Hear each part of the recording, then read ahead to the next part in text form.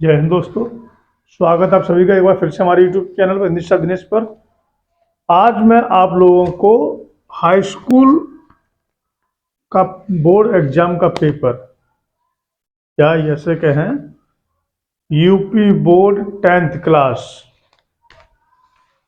UP board class 10th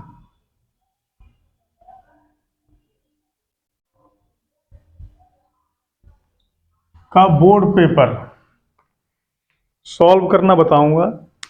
किस तरीके से सॉल्व करते हैं और कैसे कम से कम मेहनत में कम से कम समय में अधिक से अधिक नंबर आए।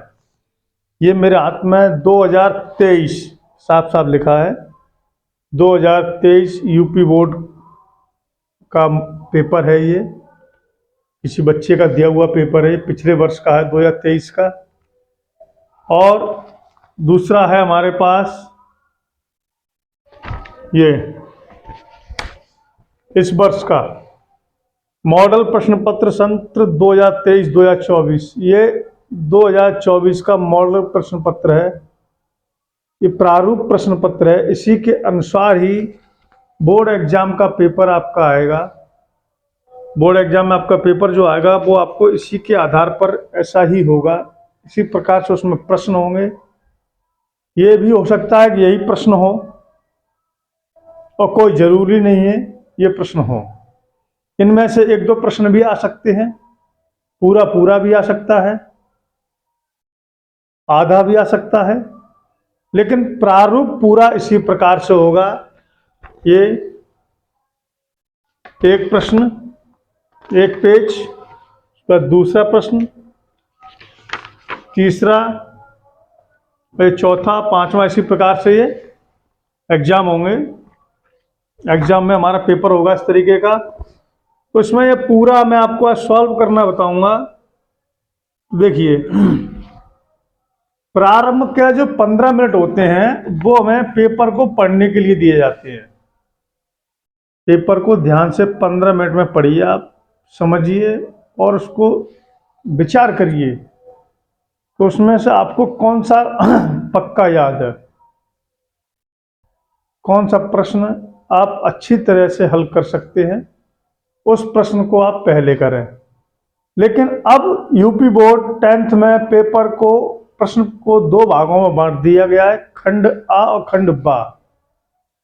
खंड आ और खंड बा देखिए,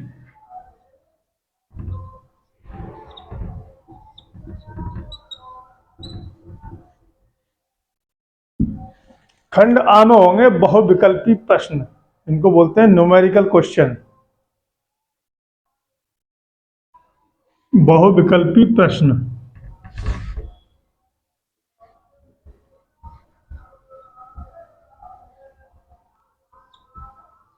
ये होता है हमारा खंड आ। तो इस बहुविकल्पी प्रश्न में आपसे 20 प्रश्न पूछे जाएंगे। प्रत्येक प्रश्न का एक अंक निर्धारित होगा, यानी कि प्रत्येक प्रश्न को हल करने पर आपको एक अंक मिलेगा। 20 प्रश्न जब आप हल कर देंगे तब आपको 20 अंक मिलेंगे। नेगेटिव मार्किंग इसमें नहीं होती है और ना ही नेगेटिव मार्किंग है इसमें। तो अब मैं आपको बताऊंगा कि ये जो कैसे सॉल्व करना है। तो वीडियो को शुरू करते हैं। शुरू करने से पहले यदि आपने हमारे चैनल को अब तक सब्सक्राइब नहीं किया है तो चैनल को सब्सक्राइब करें, बेल आइकन को प्रेस करें और वीडियो को पूरा अंत तक अवश्य देखें। देखिए, ये जो प्रश्न है 20 प्रश्न होंगे, बहुविकल्पी प्रश्न है हमारे। ये आपके OMR शीट पर होंगे। किस शीट पर होंगे?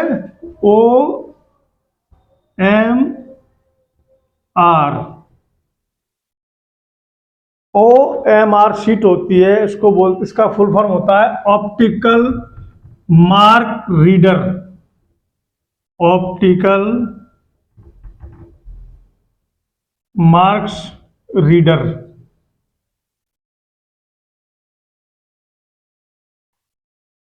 वस्तुनिष्ठ प्रश्न को पढ़ने वाली ऑप्टिकल मार्क्स रीडर्स ये होता है OMR शीट।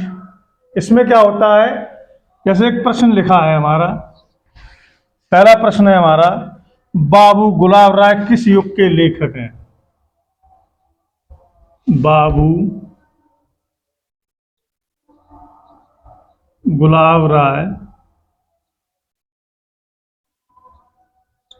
किस युग के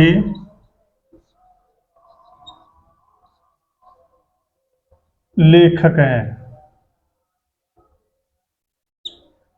डैश। पहला हमारा आंसर इसमें ए भारतेंदु युग,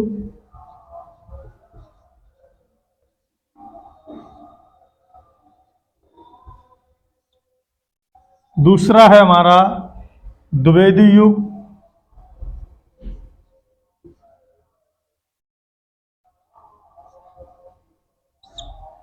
दूसरा मतलब बी।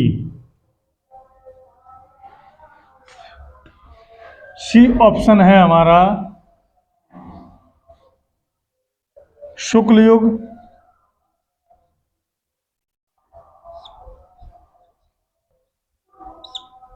और डी ऑप्शन है हमारा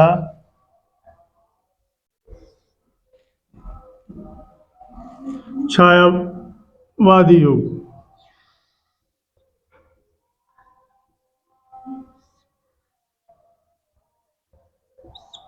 अब इस तरीके का प्रश्न हमारे प्रश्न पत्र पर लिखा होगा। अब पहले क्या होता था कि हमारे पेपर पर जो लिखा है कि बाबू गुलाब राय किस युग के लेखक हैं, तो आपको क्या करना था कि अपनी कॉपी पर लिखना था प्रश्न संख्या 1, प्रश्न नंबर 1 और इसका उत्तर नंबर 1, ऐसे आपने लिखा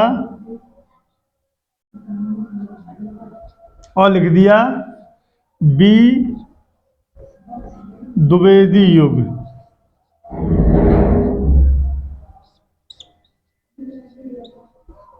तो ये हमारा सही हो जाता था, लेकिन अब थोड़ा परिवर्तन कर दिया गया है। लेकिन अब थोड़ा इसमें परिवर्तन कर दिया गया है। अब आपको ऐसे लिखना नहीं है, अब आपको इस तरीके से नहीं लिखना होगा। अब आपको प्रश्न तो इसी तरीके से लिखकर आएगा, इतना यहाँ से ऊपर ये प्रश्न तो इसी तरीके से लिखकर आएगा, इसी तरीके से आपको ऑप्शन दिए गए होंगे, लेकिन आपको OMR शीट पर किस तरह करना है वो देखिए। ये आपकी OMR शीट में बता रहा हूँ, इस तरीके से होगी। ये मानिए ये है आपकी OMR शीट। अब इसमें क्या होगा, क्वेश्चन नंबर 1 होगा और इसके आगे एक ए बी सी डी। अब हमें क्या करना है, इसमें ये 4 हमें ऑप्शन दिए गए हैं। OMR शीट पर हमें ये 4 ऑप्शन दिए गए हैं। पहले प्रश्न में 4 ऑप्शन है, तो पहला प्रश्न हमें यहां से पढ़ना है कि बाबू गुलाब राय किस युग के लेखक हैं? बाबू गुलाब राय किस युग के लेखक हैं, ये हमें यहां से पढ़ना है और इसमें हमें आंसर देना है। इन गोलों को सटीक और सही काला या नीला रंग से, काले या नीले बॉल पेन से गोला करना है। रंग से मतलब ये मत समझ रहे ना, उसको आप लोग ब्रश से पोत दो तो वो स्कैनर में स्कैन नहीं होगा। आपको ब्लू या ब्लैक बॉल पेन से, काले या नीले बॉल पेन से उस गोले को पूरा करना है गोलाई में। ऐसा नहीं, बहुत से लोग क्या करते हैं, जैसे इस तरीके का है A B C और D, अगर आपने ऐसा कर दिया इस तरीके से तब भी ये गलत होगा। इस तरीके से कर दिया आपने तब भी ये गलत होगा। और आपने, कुछ लोग क्या करते हैं, उनको लगे ऐसे कर दिया उन्होंने, ऐसे इस तरीके से, मतलब जितना बड़ा गोला है उससे और बड़ा गोला कर दिया, तब भी ये गलत होगा। सही कैसे होगा वो आप देखिए यहाँ पर। सही आपका जितना ये गोलाई है, इस गोलाई के अंदर अंदर आपको ये पूरा काला करना है, काला या नीला अपने बॉल पेन से करना है। और आप जब कर देंगे इसको तो ये आपका सही होगा। तरह तरह के डिजाइन ना बनाएं बोर्ड एग्जाम में, क्योंकि आपका भविष्य खराब हो सकता है, 1 साल की मेहनत व्यर्थ जा सकती है आपकी। इसलिए सही तरीका समझें और उसी तरीके से अपना पेपर सॉल्व करें, जिससे कि आपका समय कम खराब हो और आपको अधिक से अधिक नंबर प्राप्त हों।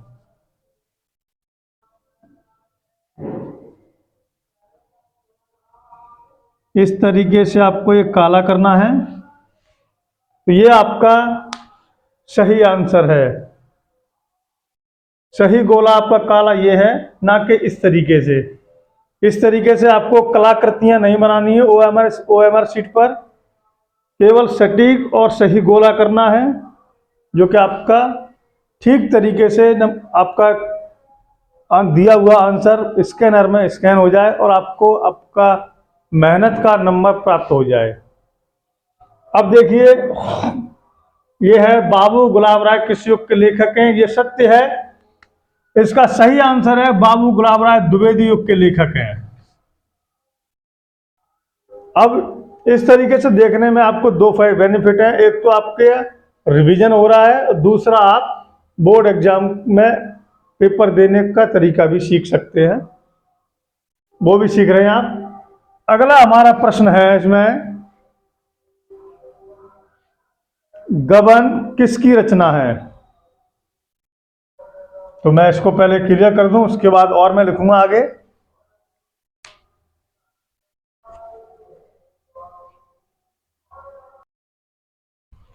तो अगला प्रश्न है हमारा, चिंतामणि किस विधा की रचना है? प्रश्न संख्या 2,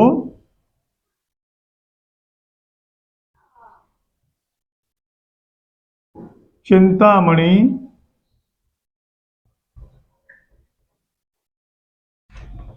किस विधा की रचना है?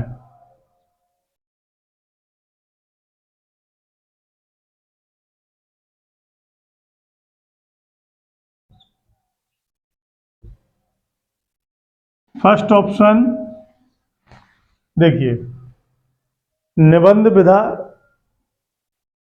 आत्मकथा, जीवनी, संस्मरण,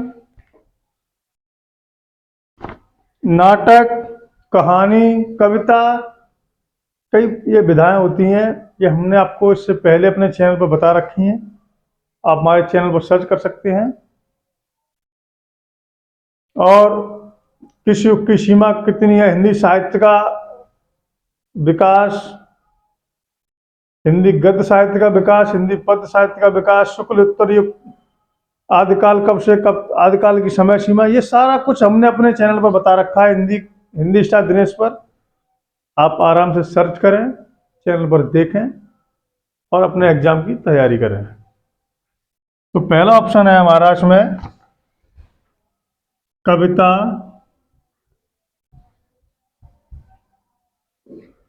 दूसरा ऑप्शन है हमारा कहानी,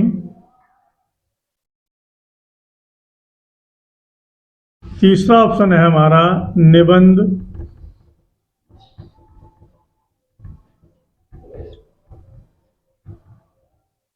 चौथा ऑप्शन है नाटक।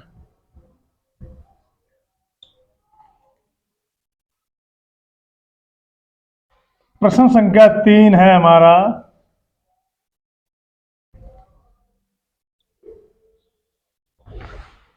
गबन किसकी रचना है? गबन किसकी रचना है?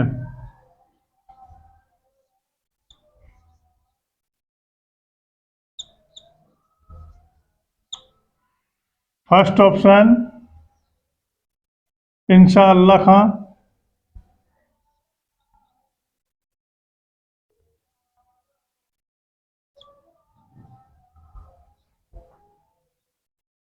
सेकंड ऑप्शन मुंशी प्रेमचंद,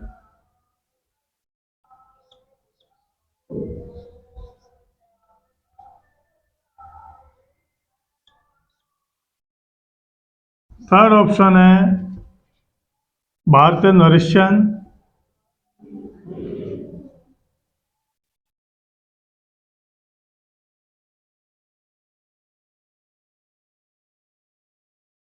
और आखिरी ऑप्शन है हमारा सूर्यकांत त्रिपाठी निराला। तो उनका केवल निराला ही लिख देते हैं। हीरानंद वात्सन्य अज्ञेय जी को केवल अज्ञेय लिखा जाता है कि इतना बड़ा नाम बहुविकल्पी प्रश्न में कहां तक लिखते फिरेंगे। अगला प्रश्न है हमारा, शुक्ल युग की समय अवधि क्या है?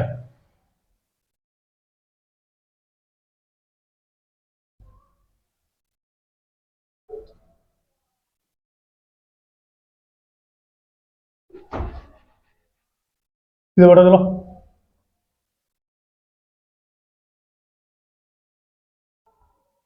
शुक्ल युग की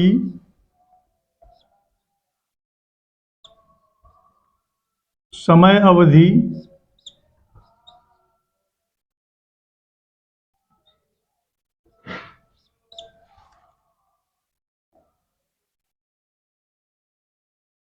इसको ऐसे भी लिख सकते हैं समय अवधि, या समयावधि कर लिख सकते हैं। समयावधि, समयावधि क्या है?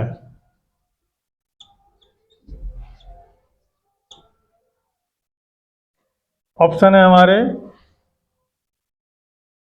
1936 से, पहला है 1936 ईस्वी से 1943 ईस्वी तक।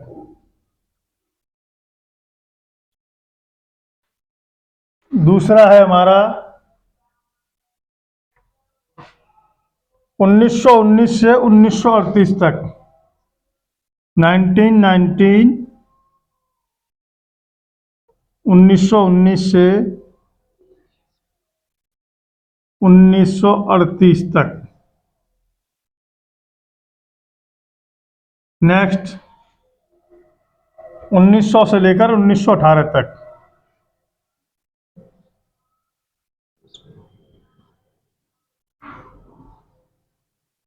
और अगला आखिरी ऑप्शन है हमारा नन ऑफ दीज।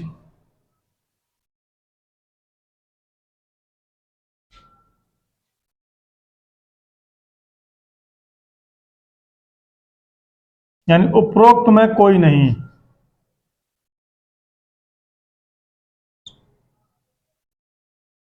उपरोक्त में कोई नहीं, ये आपका ऐसे लिख के नहीं आएगा, इंग्लिश में मैंने लिख दिया है, ऐसे नहीं, ऐसे लिखा है उपरोक्त में कोई नहीं।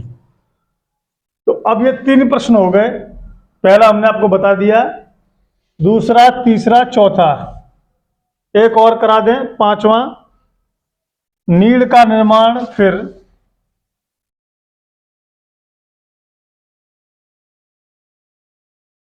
प्रश्न 5,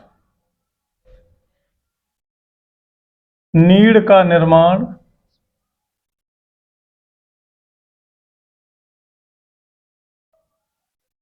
फिर किस विधा की रचना है?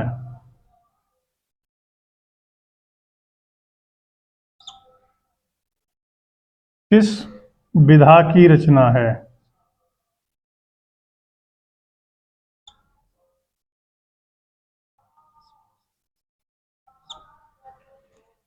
ऑप्शन ए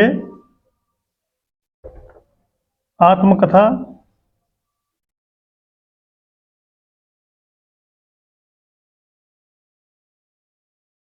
ऑप्शन बी कहानी,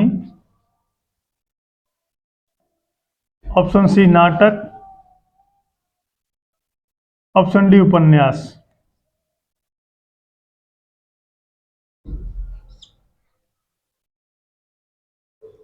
अब देखिए, अब इन प्रश्नों को सॉल्व करते हैं। चिंतामणि किस विधा की रचना है? तो ये हमारे निबंध विधा की रचना है। चिंतामणि की जो रचना है वो निबंध में लिखी गई है, वो निबंध है। दूसरा है गबन किसकी रचना है? ना तो इंशाअल्लाह खां की है, ना ही भारतेंदु हरिश्चंद्र की है, ना ही निराला जी की है। यह है मुंशी प्रेमचंद जी की। गबन उपन्यास मैंने पढ़ा है, बहुत ही अच्छा उपन्यास है ये गबन उपन्यास। इसमें एक डाक खाने का सरकारी कर्मचारी डाक टिकटों की चोरी उसका गबन करता है और पकड़े जाने के भय से वह भाग जाता है, किंतु उसकी पत्नी के गबन किए हुए टिकटों का पूरा पैसा चुका देती है, लेकिन वह भागा भागा फिरता है। घर से भागने के बाद, एक मुसीबत से भागने के बाद कई एक मुसीबतों में घिर जाता है। कभी आपको समय मिले तो पढ़ना, बहुत ही अच्छा उपन्यास है ये। चलिए, वो बात की बात है। पहले यहाँ हमारा ये प्रश्न है, गबन किसकी रचना है? गबन रचना है मुंशी प्रेमचंद जी की। शुक्ल युग की समयावधि है। देखिए, ये प्रश्न इस तरीके से आता है कि शुक्ल युग की कालावधि क्या है? कालावधि या काल अवधि, इस तरीके से आ जाता है। तो आप भ्रमित ना हो, समय काल ये सब एक ही चीज है। तो शुक्ल युग की समय सीमा है 1919 से 1938 तक। 19 साल तक शुक्ल युग रहा है। यह हमारे वीडियो इस चैनल पर, इस हिंदी स्टार चैनल पर मौजूद है, आप देख सकते हैं। उसमें फुल संपूर्ण जानकारी दी गई है शुक्ल युग की। अगला हमारा प्रश्न है, नीड़ का निर्माण फिर किस विधा की रचना है? तो पहले ये बता दो, नीड़ का निर्माण फिर ये डॉक्टर हरवंश राय बच्चन द्वारा लिखित आत्मकथा है। क्या है? आत्मकथा। इसका ऑप्शन ए सही है। तो हमें ये अपने ओआरएम शीट पर इस तरीके से गोले करने होंगे, काले काले। मैं तो इसमें ऐसे ही बता दे रहा हूँ, लेकिन आप अपना, मैंने जैसे पहले बताया था ठीक उसी प्रकार से करना। मेरा तो ये मार्कर है, लेकिन आप अपने ब्लू या ब्लैक बॉल पेन से ही करना, जिससे कि मार्क रीडर, जिससे कि स्कैनर में ठीक से वो स्कैन हो सके और आपका नंबर, आपकी मेहनत का नंबर आपको प्राप्त हो। नेक्स्ट आगे और प्रश्न है इसके, 15 प्रश्न और है अभी इसमें बहुविकल्पी में, वो मैं अभी आपको बताता हूं।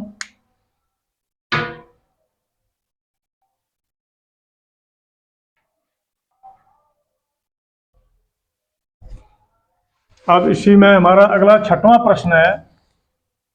मैं शॉर्ट में लिख दे रहा हूं, क्वेश्चन 6। प्रिय प्रवास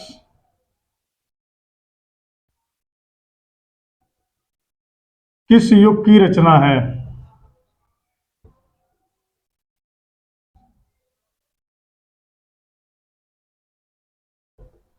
देखिए, वीडियो को ज़्यादा लंबा ना खींचते हुए मैं आपको शॉर्ट में आंसर देता चल रहा हूं, क्योंकि मैंने आपको ओआरएम शीट पर कैसे किस प्रकार से गोला करना है वो मैंने आपको बता दिया है। अब आप देखिए, प्रिय प्रवास किस युग की रचना है? तो हमारा आंसर है द्विवेदी युग।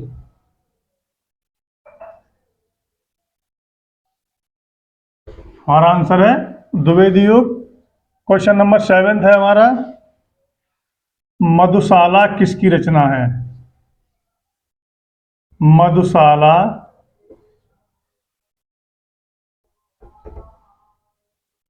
मधुशाला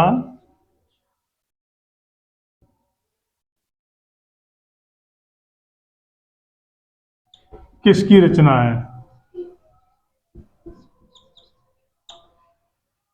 तो मधुशाला रचना है हरवंश राय बच्चन जी की। किसने लिखी है? हरवंश राय बच्चन। इसका आंसर है हरिवंश राय बच्चन।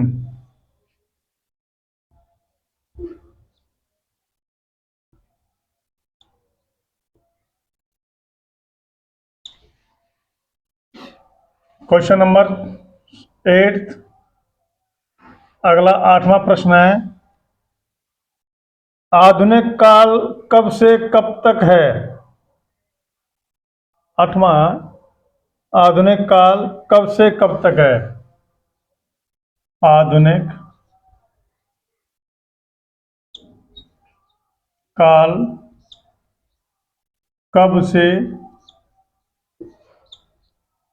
कब तक है?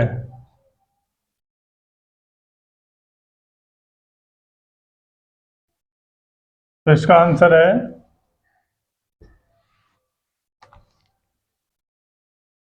1843 ईस्वी से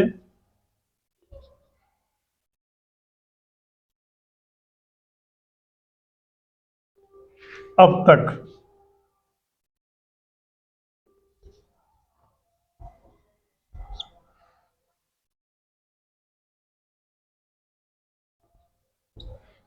अगला 9वां प्रश्न है हमारा, भारत भारती किसकी रचना है? भारत भारती किसकी रचना है?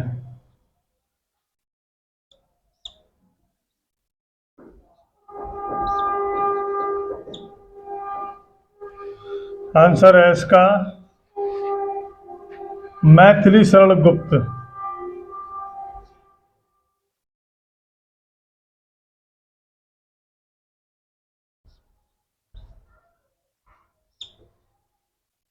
मैथिली शरण गुप्त द्वारा एक लिखा हुआ महाकाव्य है, उसका नाम है साकेत, और प्रियप्रवास भी महाकाव्य है। और मुंशी प्रेमचंद जी ने कहा था कि जब किसान के बेटे को गोबर से बदबू आने लगे तो समझ लेना देश में अकाल पड़ने वाला है। ये कहा है हमारे मुंशी प्रेमचंद जी ने, मैं तो सिर्फ बता रहा हूं। क्वेश्चन नंबर 10, 10वां प्रश्न, मत्यराम किस युग के कवि हैं? मत्यराम किस युग के कवि हैं?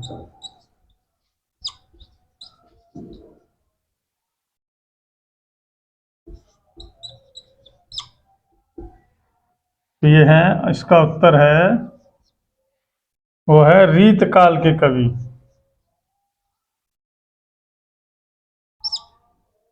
रीतकाल। क्वेश्चन अगला प्रश्न, प्रश्न नंबर 10, 11, हास्य रस का स्थायी भाव क्या है? इसको तो सब जानते ही हैं, स्थायी भाव क्या है? हास्य रस का स्थायी भाव होता है हास।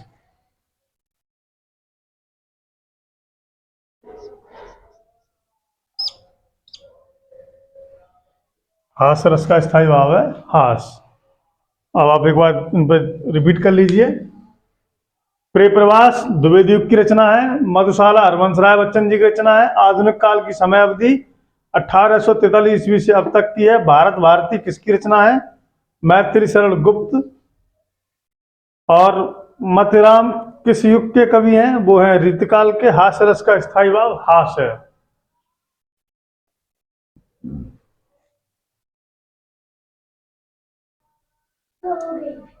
आगे बढ़ने से पहले मैं आपको इस क्वेश्चन में थोड़ा कंफर्म करा दूं। इसमें आधुनिक काल कब से कब तक है, यानी आधुनिक काल की समय सीमा क्या है? एक ही बात है, एक ही प्रश्न है, लेकिन कुछ विद्वानों का मत है कि इसकी समय सीमा 1857 ईस्वी से लेकर अब तक है। किंतु किंतु आचार्य रामचंद्र शुक्ल ने किंतु आचार्य रामचंद्र शुक्ल ने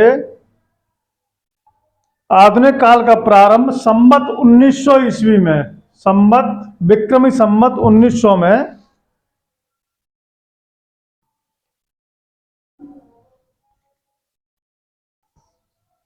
आचार्य रामचंद्र शुक्ल ने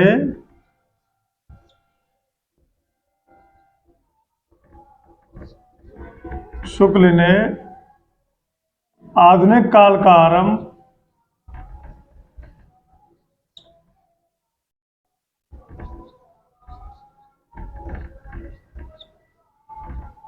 संवत 1900 से माना है। संवत 1900 से माना है।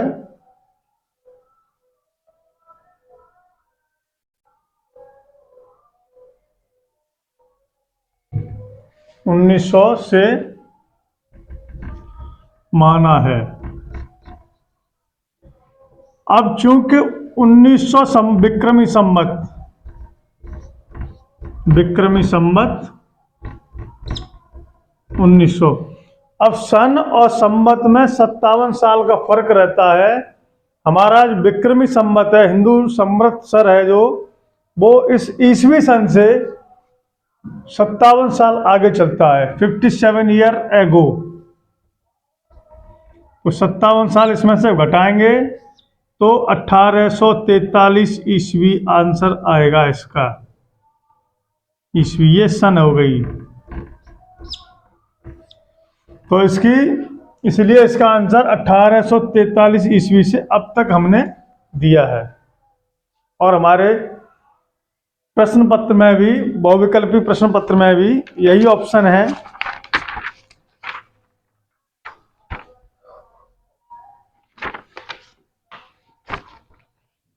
अब है अगला हमारा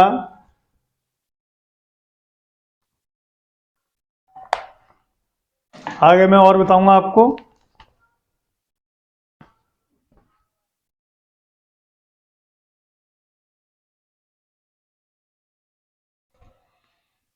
अब अगला हमारा इसमें प्रश्न है, सोहत ओले पीत पटु श्याम सलोने गात, मानो नील मणि शैल पर आतप प्रयोग प्रभात। इसमें कौन सा अलंकार है? इन पंक्तियों में कौन सा अलंकार है? तो हमने अभी 2-4 दिन पहले ही वीडियो डाली थी उत्प्रेक्षा अलंकार की, जिस अलंकार में जनु मनु जानो मानो, मानहु जानो ज्यों, जनु मनु जानो मानो, जानहु मानो और ज्यों आदि वाचक शब्द जिसमें आते हैं, जिस अलंकार में आते हैं, वह अलंकार उत्प्रेक्षा अलंकार होता है। तो इसमें 12वां प्रश्न है जो, सोहत ओढ़े पीत पटु श्याम सलोने गात, मानो नील मणि शैल पर आतप प्रयोग प्रभात, इसमें उत्प्रेक्षा अलंकार है।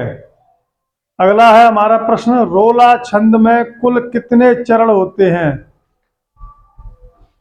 दोहा, रोला, इनमें 4-4 चरण होते हैं।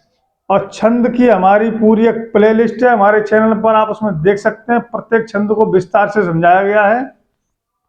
उसके बाद अगला है, आकर्षण शब्द में किस उपसर्ग का प्रयोग किया गया है? ये चीज आपको ब्लैक बोर्ड पर समझाने लायक है, ये चीज हम समझाएंगे आपको। आकर्षण शब्द में, आकर्षण शब्द में किस उपसर्ग का प्रयोग हुआ है? किस उपसर्ग का प्रयोग है? अब ये देखिए, ये चीज है समझाने वाली आपको। उपसर्ग क्या होते हैं? उपसर्ग हमेशा किसी शब्द के आगे लगाए जाते हैं। उपसर्ग हमेशा किसी शब्द के आगे लगाए जाते हैं, प्रत्यय पीछे लगाए जाते हैं। उपसर्ग हमेशा आगे लगाए जाते हैं। आगे उपसर्ग जब लग जाता है तो उस शब्द का अर्थ बदल जाता है। जिस शब्द पर हम कोई उपसर्ग शब्द जोड़ देते हैं, किसी उपसर्ग को जोड़ देते हैं, तो उस जुड़े हुए शब्द का एक नया अर्थ उत्पन्न होता है। प्रत्यय में हमेशा पीछे जोड़ते हैं। तो देखिए इसमें कर्षण शब्द होता है, कर्षण। तो कर्षण में आ जुड़ा है, कर्षण शब्द में आ जोड़ा है। अब ये इसमें आ जोड़ा है, तब हुआ ये आकर्षण। तो यदि इसमें ऑप्शन दिया जाए तो इस ऑप्शन में हमारा जहां पर भी लिखा हो आ, जिस ऑप्शन में लिखा हो, चाहे वो ए में लिखा हो चाहे बी में लिखा हो, तो आ ही हमारा सही है। ये चीज हमारे समझाने वाली है, हमने आपको समझाई है। अब है अगला प्रश्न, रचना के आधार पर वाक्य के कितने भेद हैं? रचना के आधार पर वाक्य के 3 भेद होते हैं। पहला होता है साधारण वाक्य, दूसरा होता है संयुक्त वाक्य, तीसरा होता है मिश्रित वाक्य या मिश्र वाक्य। अगला प्रश्न है हमारा, पीताम्बर में कौन सा समास है? समझिए, पीताम्बर में समास बताएं।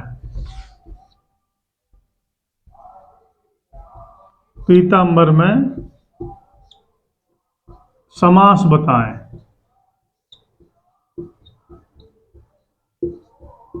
इसमें हमें बताना है समास क्या है, कौन सा समास है, इसमें हमें ये बताना है। तो सबसे पहले हम इसका क्या करेंगे, विग्रह करेंगे। सबसे पहले क्या करेंगे हम इसमें, इसका विग्रह करेंगे। पीला है जो अंबर, पीला है जिसका अंबर, पीला है, पीत मान होता है पीला, पीला है जिसका अंबर, वह कौन है? भगवान श्री कृष्ण।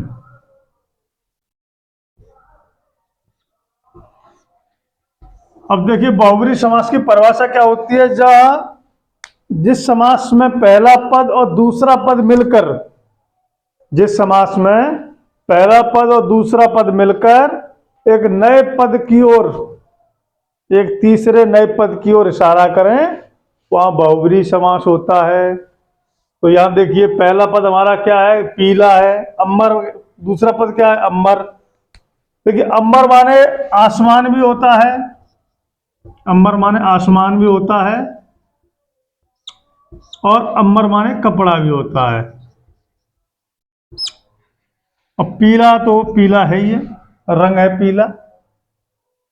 अब यह इसका अर्थ है, इसका भी और अर्थ करें, इसको व्याख्या करें तो पीले हैं कपड़े जिसके, ना कि पीला है आसमान जिसका। आसमान तो पीला किसी का नहीं होता, आसमान तो नीला होता है, बादल काले होते हैं। कपड़े नीले पीले हरे गुलाबी काले बैंगनी सभी प्रकार के होते हैं। तो यह पीले वस्त्र हैं जिसके, या पीले कपड़े हैं जिसके, किसके हैं पीले कपड़े? भगवान श्री कृष्ण के हैं।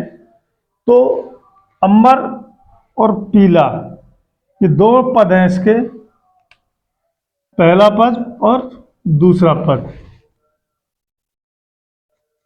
ये हमारा समस्त पद है, ये इसका विग्रह, विग्रह है।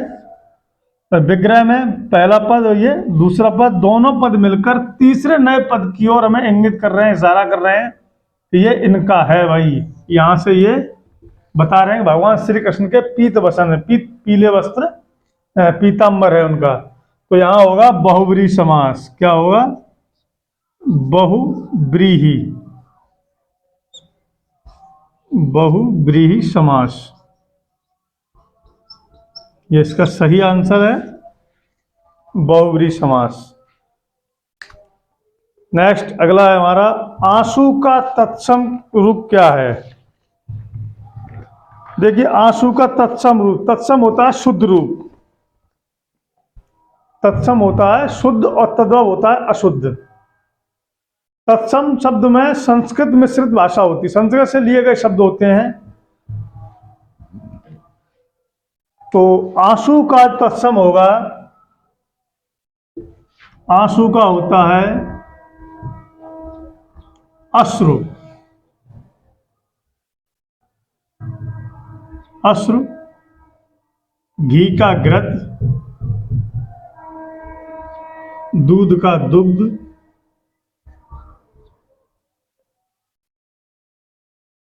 दूध का दुग्ध।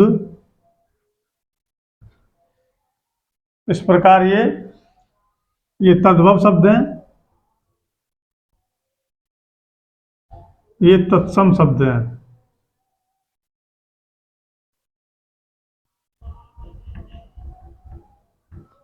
ये तत्सम शब्द हैं, ये तद्भव शब्द है। उसके बाद अगला प्रश्न है इसमें, कर्तवाच्य, कर्तवाच्य तद्धित प्रत्यय, कर्तवाच्य तद्धित प्रत्यय और उपसर्ग, ये मैंने अपने इस चैनल पर बता रखे हैं। चलो, कर्तवाच्य में किसकी प्रधानता होती है? तो देखो, अपने नाम से ही बता रहा है, वो कर्तवान, कर्त यानी करने वाला। करने वाला कौन होता है? कर्ता। तो इसमें कर्तवाच्य में किसकी प्रधानता होगी? कर्ता की। ताभ्य शब्द में वचन एवं विभक्ति, ताभ्य शब्द में वचन एवं विभक्ति है चतुर्थी विभक्ति बहुवचन, चतुर्थी विभक्ति बहुवचन। ये संस्कृत शब्द रूप हैं, ये आपको याद ही करने होंगे, इनमें कोई आंकड़ा नहीं चलता। अगला प्रश्न है, अंतिम प्रश्न 20वां, निम्नलिखित में सर्वनाम है। तो मैं इसमें ऑप्शन दिए, मनुष्य, बचपन, वह और इनमें से कोई नहीं। तो देखिए, जो शब्द सर्वनाम की पहले समझिए परिभाषा क्या है, कि जो शब्द संज्ञा के स्थान पर, जो शब्द संज्ञा के स्थान पर प्रयोग किए जाते हैं उन्हें सर्वनाम कहा जाता है। अब संज्ञा क्या है? किसी व्यक्ति वस्तु स्थान को संज्ञा कहते हैं, किसी व्यक्ति वस्तु स्थान के नाम को संज्ञा कहते हैं। वेरी सिंपल परिभाषा है इसकी। तो अब इनके स्थान पर अब व्यक्ति को वह कह सकते हैं, व्यक्ति को वह कह सकते हैं। तो इसका सही आंसर होगा वह। अब इसके बाद इस प्रश्न में है पूर्णांक खंड बा, खंड बा।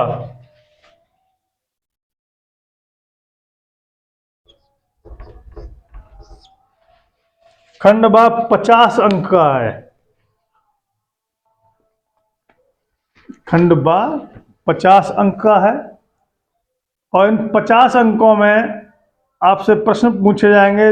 इसमें 2 व्याख्याएं होंगी तो 4, लेकिन आपको 2 करनी है। एक गद्य से करनी है और एक काव्य से करनी है। तो एक पैराग्राफ लिखा होगा आपके सामने, उसमें से आपको ये पता करना है। जैसे चलो मैं बता ही देता हूं। ये लिखा है, हे भगवान, तब के लिए विपद के लिए इतना आयोजन कीजिए, परमपिता की इच्छा के विरुद्ध इतना साहस। तो ये ममता नामक पाठ से लिया गया है। इसमें 2-2 नंबर के 3 प्रश्न पूछे जाएंगे आपसे। एक पैराग्राफ दिया होगा, उसमें से आपको 2-2 नंबर के 3 प्रश्न पूछे जाएंगे। पहला होगा, उपर्युक्त गद्यांश का संदर्भ लिखिए। संदर्भ क्या होता है कि प्रस्तुत गद्य अवतरण हमारी, पहले तो नॉर्मल तो यही होता है कि इस तरह के लिखा था कि प्रस्तुत गद्य अवतरण हमारी पाठ्य पुस्तक हिंदी के ममता नामक पाठ से लिया गया है, जिसके रचयिता जयशंकर प्रसाद हैं। हो गया, ये संदर्भ हो गया। लेकिन इसी को इस तरीके से लिख सकते हैं कि प्रस्तुत गद्य अवतरण जयशंकर प्रसाद द्वारा रचित ममता नामक पाठ से लिया गया है, जो हमारे हिंदी पाठ्य पुस्तक में संग्रहित है, जो हमारे हिंदी पाठ्य पुस्तक से लिया गया है, क्या हमारे हिंदी पाठ्य पुस्तक से अवतरित है, ऐसे लिख सकते हैं। फिर होगा कुछ लाइनों में रेखांकित होंगे, उनके नीचे अंडरलाइन होंगी, उनको उनकी आपको व्याख्या करनी है। इसी प्रकार गद्य में होगा। गद्य में देखिए ये है, पहली चरण कमल बंदो हर राई, इसको तो मैं पढ़ा ही चुका हूं अपने चैनल पर, आप देख सकते हैं। ये सूरदास जी द्वारा लिखा हुआ है, इसका भी संदर्भ लिखना आपको, फिर इसके रेखांकन की व्याख्या करनी है, और उपयुक्त पंक्तियों में कौन सा अलंकार है यह भी आपको बताना है। उसके बाद है ये दूसरी है, इसमें सुन सुंदर बैन सुधारस शान सयानी है, जानकी जानी भाली है। ये तुलसीदास द्वारा रचित है ये। अगला है तीसरा प्रश्न 5 नंबर के लिए। इसमें दिया गया है, संस्कृत गद्यांश में से किसी एक का संदर्भ सहित हिंदी में अनुवाद कीजिए। देखिए संस्कृत में अनुवाद होता है और हिंदी की चाहे गद्य हो चाहे काव्य हो उसमें व्याख्या की जाती है। उनमें अनुवाद नहीं होता है, उनमें व्याख्या होती है, विस्तार होता है। लेकिन संस्कृत में अनुवाद होता है, जितना लिखा है उतने का फिक्स अर्थ हो चाहिए, उतना ही फिक्स अनुवाद होता है। जैसे ऐसा नगरी भारतीय संस्कृति संस्कृत भाषा से केंद्र स्थलम अस्ति, यह नगरी भारतीय संस्कृति की संस्कृत भाषा की केंद्र स्थली है। इस तरीके से इसका आपको अर्थ करना है, संदर्भ भी लिखना है। प्रस्तुत पंक्तियां हमारी पाठ्य पुस्तक हिंदी के संस्कृत खंड के वाराणसी नामक पाठ से अवतरित हैं। इसमें लेखक नहीं लिखा जाता है, ना ही आप लेखक के चक्कर में रहें। ठीक इसी प्रकार इसका भी काव्य आएगा। मानम हित्वा प्रियो भवति क्रोधम हित्वा न सोचती कामम हित्वार्थवानम भवति लोभम हित्वा सुखी भवेत। इसका मैं संदर्भ सहित अर्थ करना किस पाठ से लिया गया है। ये दूसरा है, इसमें सर्वे भवन्तु सुखने सर्वे सन्तु निरामया। इसी प्रकार के इसमें आपको संदर्भ और प्रसंग संदर्भ देके अनुवाद करना है। अगला है, अपने पठित खंड काव्य के आधार पर निम्नलिखित प्रश्नों में से किसी एक का उत्तर दीजिए। तो देखिए यहां लड़के सबसे ज्यादा चोट खाते हैं। एक प्रश्न करना है आपको, 3 नंबर का आता है। तो जितने भी बच्चे इसको फिरोजाबाद जिला से देख रहे हैं, डिस्ट्रिक्ट फिरोजाबाद, मैं लिख बता दे रहा हूं फिर भी, डिस्ट्रिक्ट फिरोजाबाद,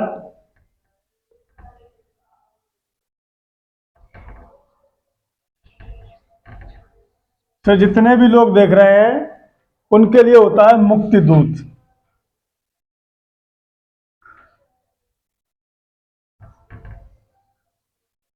उनके लिए होता है मुक्ति दूत।